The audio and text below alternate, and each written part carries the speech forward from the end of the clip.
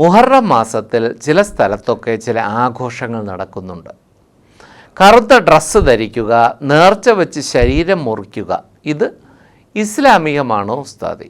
ചോദിച്ചത് റാഹില ബദറാണ്, കോഴിക്കോട് നിന്നും. മുഹറം മാസത്തിൽ മഹാനായ ഹുസൈൻ റളിയല്ലാഹു തആലാനു ഷഹീദായ മാസമാണ്. ഫാത്തിമ റളിയല്ലാഹുവിൻ്റെ പൊന്നുമോൻ അലി റളിയല്ലാഹുവിൻ്റെ തങ്കക്കുടം. അപ്പോൾ അത് ഷിയാക്കളെ സംബന്ധിച്ചിടത്തോളം അവർ അലി റളിയല്ലാഹുവിനെ പ്രവാചകരായി കാണുന്നവരാണ്.